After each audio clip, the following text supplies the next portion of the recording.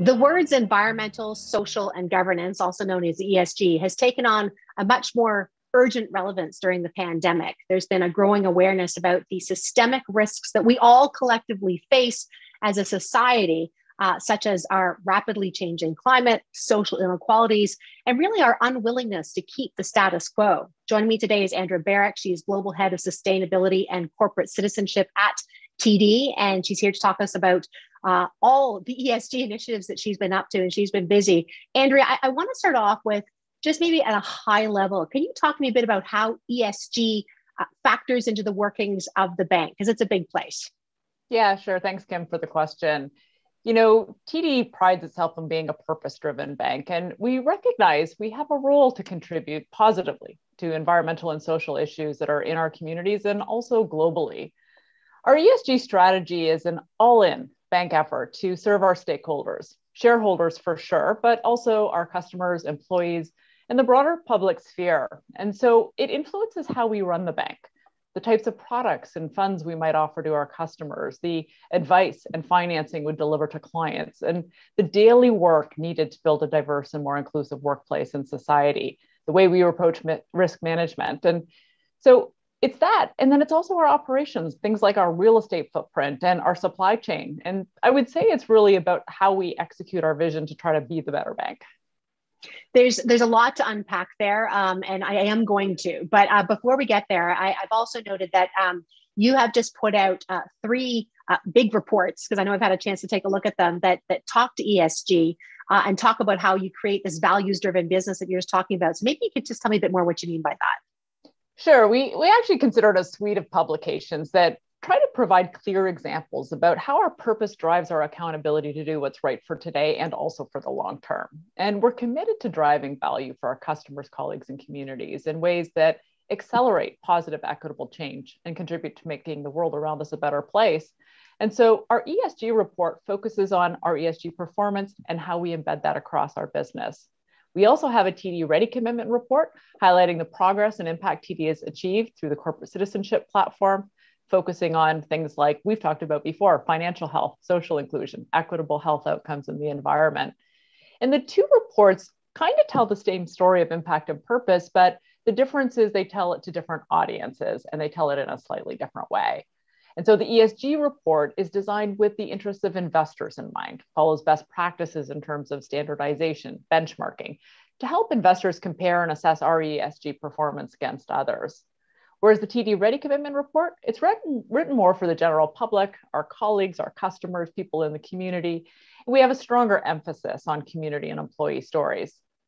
And the third thing that actually you read a lot about in the paper, I'm sure, is the report that helps us update on the task force on climate-related financial disclosures. And we call it the 2020 Managing Climate-Related Risks and Opportunities report.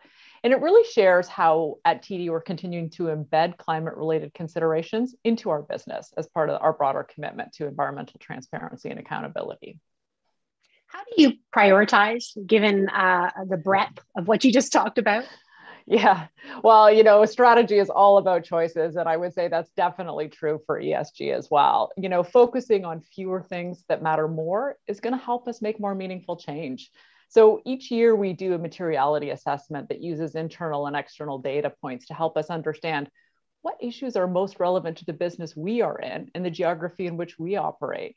So as a bank operating in a North American context, we have a different list perhaps than a consumer goods company that's operating overseas. And so for TD, we prioritized issues that both impact our business and that we can have an impact on. Although I will say we do monitor and report on a much broader range of ESG issues because we know there's many things that our stakeholders care about. Let's delve into them into a little more detail, because there's so many interesting things that are happening. And if we take apart the E and the S and the G, let's start with the E and the environmental. You know, we've got a big commitment, I know, to the climate, the Global Climate Action Plan. Maybe tell me a bit about some of the things we're doing around that.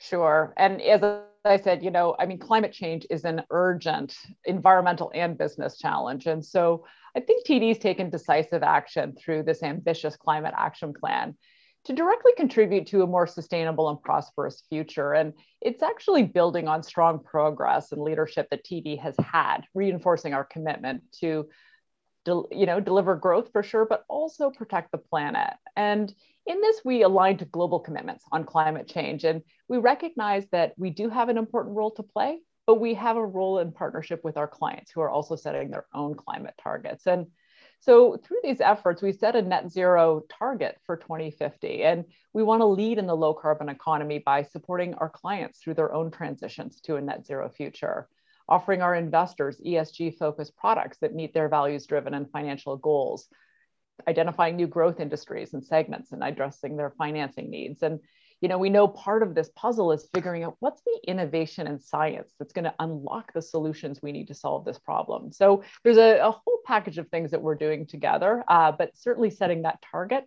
helps us internally to really focus and organize our efforts and our ambition. It gets expressed through lots of different ways, whether it's, I know, through vendors and selection and investments. And we're going to talk more about that in upcoming series that we're going to have later on. But let's talk about the S part now of ESG, the social. What is TD doing in that bucket, so to speak? Yeah, so I would say inclusive growth is really the only path to sustained prosperity for us. And we saw in 2020 the global pandemic, the disproportionate impacts of that pandemic on vulnerable groups and women, and coupled with rising awareness and acceptance of anti-Black racism and its negative consequences on all of us, it really brought home the critical importance of financial and economic inclusion for our employees, our customers, and in broader society. And we recognize we need to provide equitable access to financial products, services, and information for all of our customer groups in order to drive those more inclusive economic outcomes. But we also have a role as an employer. We employ 90,000 people. So how do we eliminate the obstacles that are holding people back from the progression that it might be entitled to? And we have to recognize systemic racism and its devastating impacts really is something that we need to pay attention to as well. And so we look at it from an employer perspective and say, we want to drive to do better.